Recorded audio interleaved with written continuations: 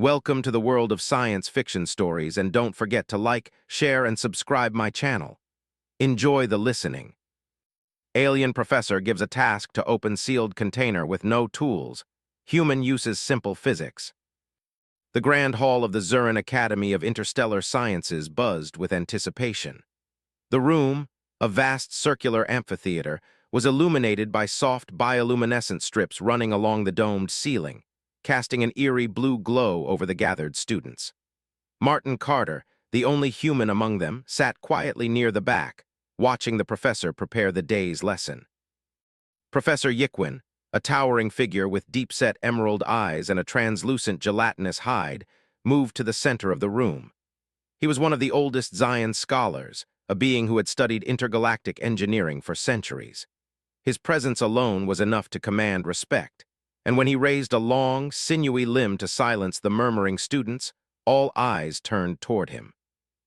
"Today," he began, his voice carrying the weight of authority, "you will face a test of ingenuity, a challenge designed to separate those who merely know from those who truly understand." With a dramatic wave of his limb, a circular metallic container rose from a platform in the center of the room. It was sleek and unmarked, its surface reflecting the soft glow of the ceiling. There were no seams, no buttons, no visible mechanisms to indicate how it might open. "This," Yiquin continued, his voice filled with reverence, "is an artifact of unknown origin, recovered from the ruins of the extinct Thal civilization. For decades, the greatest minds in the galaxy have studied its design, yet none have successfully opened it without external force. Your task is simple. Find a way to open it using nothing but your minds and hands. No tools, no technology, no artificial assistance." A murmur spread through the class. Some of the students, particularly those from species known for their brute strength, smirked with confidence. The reptilian Vizar creatures with thick armored scales and 4 muscular arms exchanged glances before one of them, a hulking male named GRS, let out a low chuckle. "This will be easy," he rumbled, stepping forward. Martin leaned back in his seat, folding his arms as he observed the others' reactions. It was always the same in these challenges. Most alien species relied on their natural advantages. The Vizar had their brute strength, the Sephoros had their telepathic abilities, the Scions had their integrated cybernetic enhancements. But humans had something else. GRS flexed his thick fingers, placed 2 of his powerful hands on the sides of the container, and squeezed with a force that could have crushed steel. The metal didn't even groan in protest. He grunted, repositioning his grip, and exerted more pressure. Nothing. His nostrils flared, frustration flashing in his reptilian eyes. "Impressive, isn't it?" Yiquin mused, watching GRS struggle with mild amusement. The Vizar growled, released the container, and took a step back. "It's fused shut," he muttered. "Impossible to open without breaking it apart." "That is precisely the point," Yiquin said. "This challenge is not about force, it is about understanding." Next, a Sporian female glided forward. Unlike the brutish Vizar, Saurians were delicate, willowy beings with translucent tentacle-like appendages where a humanoid's arms would be. They were known for their unparalleled telepathic skills, capable of influencing minds and manipulating objects with mere thought. Martin watched as she extended her appendages toward the container, her glowing blue eyes narrowing in concentration. The air around the object shimmered slightly as she exerted her psychic force, attempting to probe its structure, to influence whatever locking mechanism it might have. A minute passed, then another. Her brow furrowed, her breathing became more labored, and then she let out an exasperated sigh, shaking her head. "There is no mechanism to influence, no seams, no latches. It is as if it is merely a solid block of metal." A murmur rippled through the crowd. More students stepped forward, each attempting a different method. The Scions, cybernetic beings with integrated scanners and energy-based tools, attempted to analyze the container's composition, but the material proved resistant to all forms of scanning. The Avalar, an avan species known for their hypersensitivity to vibrations, pressed their feathery hands against the metal, searching for microscopic shifts in its structure. Nothing. Minutes turned into hours. The students grew restless, their frustration mounting as they, one by one, conceded defeat. Through it all, Martin remained silent. He hadn't moved from his spot, his gaze fixed on the container. But unlike the others, his eyes weren't filled with frustration or confusion. They were filled with curiosity. Yiquin, who had been observing him, finally turned in his direction. "And what of you, human? Will you not at least attempt the challenge?" Martin blinked as if snapping out of deep thought. He pushed himself up from his seat and walked toward the container with a casual ease, his movements lacking the urgency and intensity that the others had shown. He didn't immediately touch the container. Instead, he crouched beside it, tilting his head as he examined it closely. He ran his fingers lightly over the smooth surface, pressing gently at different points. Then he paused, his fingertips lingering on one section. His lips curled into a small smirk. "Interesting," he murmured. Yiquin raised a brow. "Have you discovered something?" Martin straightened, placing his hands on his hips. "Maybe. I need to test a theory first." The professor gestured for him to continue. The other students watched with skepticism, some exchanging whispered remarks about how the human was wasting time. Martin ignored them. He reached out again, this time pressing both hands firmly against one side of the container. His fingers moved slowly over the metal, feeling something subtle.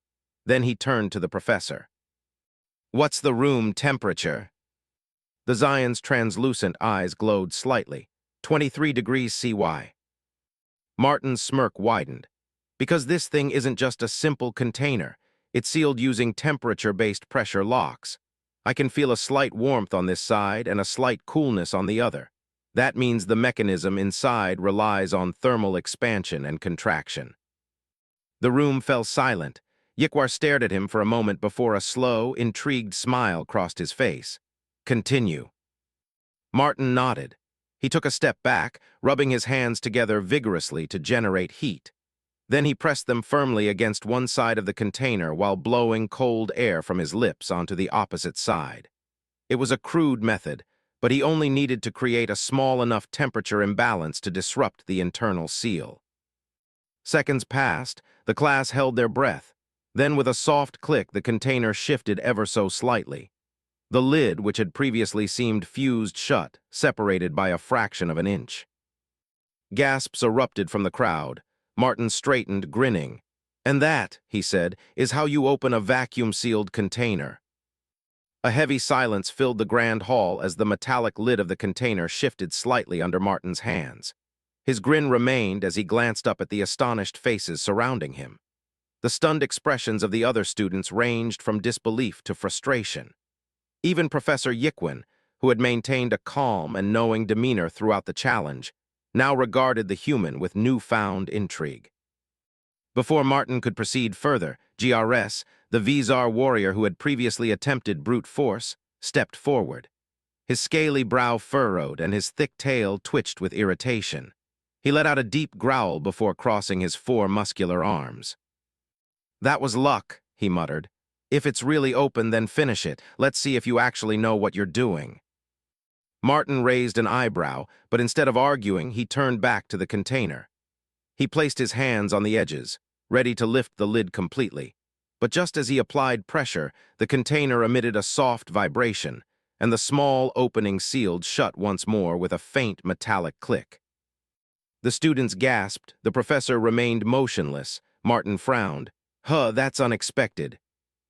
A chuckle rippled through the gathered students, and GRS smirked, folding his arms with smug satisfaction. "Seems like your trick wasn't so clever after all," he taunted. Martin exhaled slowly. His momentary triumph had vanished, but his curiosity deepened. This wasn't just a simple temperature-based lock, it was something far more advanced. He needed to reassess. Professor Yiquin finally spoke, his voice calm yet laced with intrigue. "It seems the container has a failsafe. The moment it detects an attempt to force it open, it resets itself. This is a challenge beyond conventional logic." The Saurian female, the one who had previously attempted to unlock the container with telepathy, floated closer. Her elongated, translucent appendages shimmered with a faint bioluminescent glow as she studied the object again. "This must mean," she mused, "that the container possesses some form of awareness, not sentience perhaps, but an automated defensive mechanism." A new wave of murmurs spread through the hall. The idea that an inanimate object could react to its surroundings was both fascinating and troubling. Professor Yikwar observed the students carefully before gesturing toward the container. If Martin has shown us anything, it is that this puzzle is not beyond solving. However, we must approach it differently. Who else wishes to attempt? GRS stepped forward immediately, his reptilian pride bruised by the human's initial success. He rolled his massive shoulders before planting his lower arms firmly against the sides of the container. His upper hands hovered above the lid, ready to grasp it the moment he sensed the smallest movement. His strategy was clear. He intended to overpower the failsafe by applying force before it could react. A deep, guttural growl rumbled in his chest as he tensed his entire body, using his species' immense natural strength to compress the structure from both sides. The metal did not groan or bend. Instead, a sudden pulse of energy radiated from the container, sending a powerful shockwave through GRS's body. He stumbled back, his nostrils flaring, staring in surprise. The students gasped again. GRS's claws dug into the floor as he steadied himself, his yellow eyes narrowing in frustration. He bared his sharp teeth. "It's rigged," he muttered. "It rejects force." Professor Yikwar nodded solemnly. "Indeed. The container responds negatively to external pressure, regardless of how it is applied. A direct approach will not work." Martin watched intently, but before he could speak, another student stepped forward. This time, a Siron male. His species was known for integrating cybernetic enhancements into their biology, and his metallic hands gleamed under the blue light of the amphitheater. Without hesitation, he extended his right arm toward the container, his fingertips glowing as an array of scanning waves washed over the object. His red mechanical eye flickered as he processed the readings. A deep frown formed on his face. "Strange," he murmured. "It is not responding to conventional signals. The surface deflects electromagnetic interference, rendering technological decryption useless." He adjusted his approach, shifting frequencies in an attempt to bypass whatever protective barriers surrounded the container. Each adjustment was met with the same resistance. The metal remained unreadable, as if it actively prevented analysis. Finally, with an exasperated sigh, the Siron lowered his arm. "I can detect no seams, no hinges, no mechanism that would explain its operation." Professor Yikwar let out a slow breath. "This artifact is no ordinary construct. It was designed with deliberate sophistication to the point where neither brute strength nor technology can crack its mystery. We must think beyond conventional methods." At that moment, an Avalar student, a slender Avan female with delicate feathers and large, expressive eyes, stepped forward. Her species was renowned for their acute sensitivity to vibrations. If there were any microscopic shifts in the structure of the container, she would be able to sense them. She knelt beside the object, pressing her feathered palms gently against its surface. Her eyes fluttered shut as she concentrated, attuning herself to the most minute disturbances in the material. The amphitheater fell into complete silence. For a long moment she remained still. Then her feathery brow twitched, a deep crease formed between her eyes. "There is," she whispered, "nothing, no movement, no hidden layers beneath the surface. It is as if the container is a single, uninterrupted entity. That should be impossible." She lifted her hands and stepped back, shaking her head. "If it opens at all, it does so in a way that defies standard mechanics." Martin's curiosity burned even brighter. This wasn't just a puzzle. It was a deliberate test of ingenuity. Every instinct told him that whatever solution existed, it would require something far more abstract than brute strength or technological precision. Professor Yikwar studied the expressions of his students before addressing them once more. "We now understand the nature of the challenge. This is not about raw intelligence, nor about the strength of one species. It is about perspective." His gaze fell upon Martin, who had been silent for the past several minutes, lost in thought. "Martin Carter," the professor said, "you were the first to make progress, and you have observed every failure. What is your conclusion?"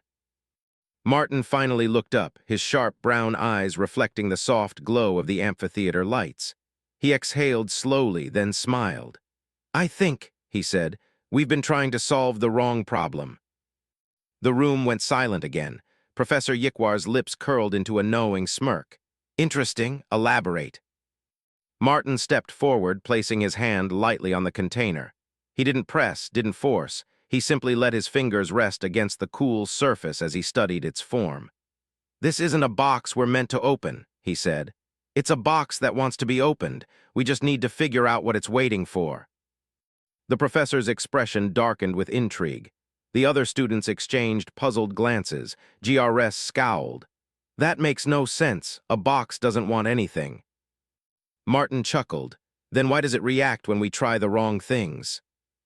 A ripple of realization spread through the room. Yikwar nodded slowly. "Very well, human, proceed." Martin grinned. The real challenge had only just begun. Martin let his hand rest on the container's surface, his fingers barely grazing the cool metal. The silence in the amphitheater stretched as every student watched him, their expressions a mixture of skepticism and curiosity. The challenge had shifted from a mere test of strength or intelligence to something more elusive, something that required understanding rather than force. His mind worked quickly, sifting through the information he had gathered from the failed attempts of the others. The container rejected brute force. It was impervious to technological analysis. It absorbed telepathic influence. It lacked any visible seams, locks, or hinges, making it appear as if it were a single solid object, yet it had responded to his previous attempt, however briefly. That meant it was not impossible to open. It only required the right approach. Professor Yikwar remained silent, his keen, luminescent eyes studying Martin's movements with fascination. The students murmured quietly among themselves, but none dared interrupt. Even GRS, despite his earlier irritation, now watched with a guarded intensity, arms folded across his broad chest. Martin took a slow breath and spoke, more to himself than to anyone else. "If something reacts, then it's designed to respond. And if it's designed to respond, then it follows a pattern." The saurian female, her shimmering form hovering at the edge of the group, tilted her head. "And what pattern do you believe it follows, human?" Martin didn't answer immediately. Instead, he crouched beside the container again, his fingers gliding along its surface with deliberate slowness. His touch was not forceful. He applied only the lightest pressure, feeling for any variation in texture or temperature. The moment his fingertips brushed one particular area, he felt it, a barely perceptible warmth, as if the metal retained residual heat from his earlier attempt. He grinned. "There it is again," he muttered. The Avalar female, her feathers ruffling with curiosity, stepped closer. "You detected something." Martin nodded. "Temperature difference. One side is slightly warmer than the other. That's what triggered the partial unlock before, but when I tried to open it outright, it reset itself." GRS snorted. "So what? We already saw that didn't work." Martin glanced up at him. "Because I only did half of what was needed." He turned back to the professor. "If this thing is using temperature variation as a locking mechanism, then it isn't just reacting to heat. It's reacting to heat balance. It's like a scale. If one side gets warmer while the other stays cold, it destabilizes and starts to release. But if the shift isn't equalized properly, it resets." A flicker of interest passed through Professor Yikwar's expression. "An intriguing hypothesis. Proceed." Martin stood, dusting his hands off on his uniform. He took a step back and surveyed the room. "I need two different heat sources, one warm, one cold. We need to apply them at the same time." The Siron male, who had failed to scan the container earlier, narrowed his glowing red eye. "The lab is equipped with temperature regulators. I can configure two adjustable thermal emitters." Martin nodded. "That'll work." The Siron turned and strode toward a control panel embedded in the wall. With swift, efficient movements, he activated a set of mechanical arms which extended from the ceiling. Each arm carried a cylindrical device, one glowing blue with an icy mist swirling around it, the other glowing red with pulsating heat. The professor observed the setup with interest. "Precision will be key," he said. "A miscalculation could cause an immediate reset." Martin rolled his shoulders, stepping forward again. He pointed to the side of the container where he had detected the previous warmth. Apply the heat here. Then he moved to the opposite side. And the cold here start at a low intensity and increase gradually. The Siron adjusted the controls. A faint hum filled the air as the emitters activated. The heated side of the container began to warm, while the opposite side frosted over with a thin layer of ice. Martin held his breath. The amphitheater was so quiet that the sound of the frost crackling against the metal was almost deafening. Every student leaned forward in anticipation. A full minute passed, then two. A soft vibration emanated from the container and a metallic click resonated through the air. The small opening he had created earlier appeared, but this time it didn't seal itself shut. Martin's pulse quickened. "That's it," he whispered. "It's responding." The students exchanged glances, their skepticism melting into awe. GRS exhaled sharply, stepping forward with renewed interest. "So, what now?" Martin hesitated, carefully studying the container. The last time he had tried to force it open, it had shut itself again. This time, he wouldn't make the same mistake. Instead of applying pressure, he placed his hands on both the heated and cooled areas at the same time, his fingers adjusting slightly to maintain the temperature shift. He could feel the difference, one side warm, the other cold. It was like balancing two opposing forces, holding them in perfect harmony. Another vibration pulsed through the container. The opening widened. Martin gritted his teeth, steadying his hands. The process was delicate, one wrong move and it would reset again. He adjusted his grip, keeping his breathing even, his focus absolute. The vibration intensified. A faint glow emanated from within the seam. Then, with a final, almost reluctant sigh, the lid slid open. The room erupted in astonished gasps. Martin exhaled slowly, staring at the now open container. Inside, nestled within a cushioned compartment, was a small crystalline object, an iridescent, multifaceted gem that pulsed with a soft, golden light. Professor Yikwar stepped forward, his expression unreadable. "Incredible," he murmured. "You solved it." Martin glanced up at him, a small smirk playing on his lips. "I told you it wasn't about breaking it open. It was about understanding what it wanted." The professor studied him for a long moment before nodding. "You have proven yourself beyond expectation." Martin stepped back, letting the others move in to examine the now revealed artifact. The Saurian female stared at the gem with fascination, while the Avalar female studied the edges of the container with wide, astonished eyes. Even GRS, who had been the most dismissive of the human, now looked at him with something closer to reluctant respect. The challenge had been completed, but the mystery was far from over, because now they had to understand why the Thrax had sealed this object away, and what it truly was. Martin took a step back, his heart still steadying itself after the tension of the last few minutes. The crystalline object inside the container pulsed softly, its golden light shifting as if alive, refracting against the metal walls of the amphitheater. The other students stared at it, their earlier frustration now replaced with silent awe. The air in the room felt charged, as though something profound had just been awakened. Professor Yikwar did not move at first. His translucent skin shimmered under the pulsing light as he stood still, his luminous eyes locked on the revealed artifact.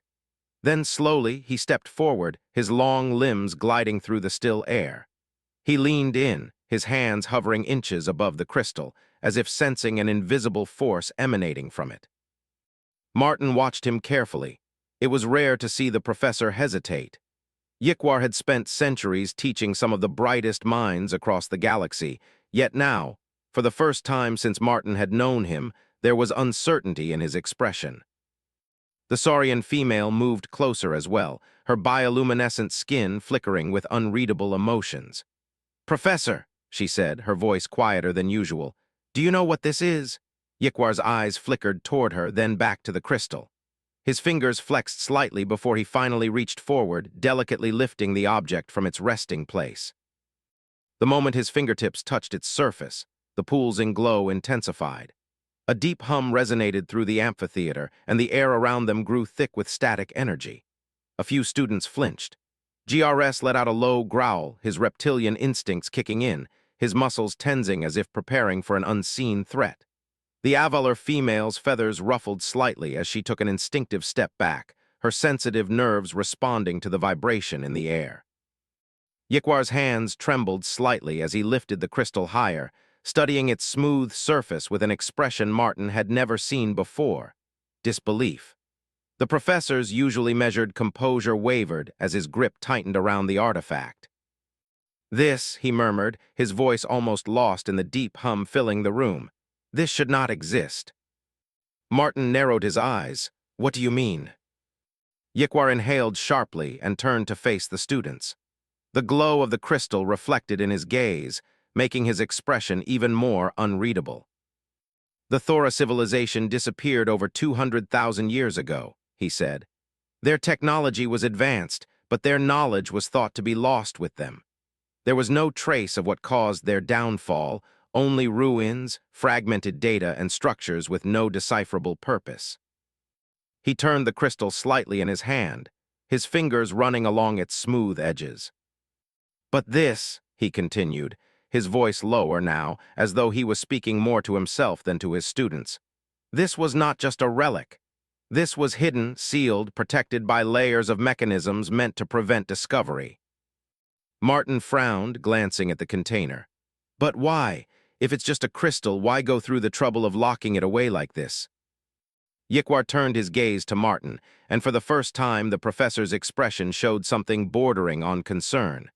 "Because this is no ordinary crystal," he said. "This is a quantum core." A murmur rippled through the students. Even the Siron male, whose stoic nature rarely broke, widened his mechanical eyes slightly at the words. The avalar female let out a sharp breath, and GRS's thick brows furrowed. Martin, however, remained still, waiting for more. The term meant nothing to him, at least not yet. The professor exhaled slowly. Quantum cores were theoretical constructs believed to exist only in the most advanced civilizations before they vanished. They are said to contain immense computational power, capable of bending the very fabric of physics itself. If this is truly what I believe it to be, then we are holding something that defies the limits of known science. Martin studied the glowing artifact, his mind already racing with the implications. "So, this thing is a supercomputer." Yikwar's lips pressed into a thin line. "Far more than that," he said. "A quantum core is believed to contain knowledge that is not just stored but actively evolves. It learns, adapts, and if rumors are true, it thinks." The word settled heavily over the room. The Saurian female's glow flickered. "You're saying this object has sentience?" Yikwar was silent for a long moment before he finally spoke again. "Perhaps not in the way we understand it. But if the Thrax civilization went to such lengths to hide it, then it is likely that this core possesses information they deemed too dangerous to be found." GRS shifted his stance, his thick tail dragging lightly against the floor. "Then why did you make us open it?" he growled, his voice laced with frustration. "If this thing is so dangerous, why not leave it locked away?" Yikwar didn't answer immediately. He lowered his gaze to the glowing core, his fingers tightening around it. Martin, however, spoke before the professor could. "Because we didn't know what it was," he said. "But now that it's open, we have a choice. Either we find out what it contains, or we leave it and pretend it never happened."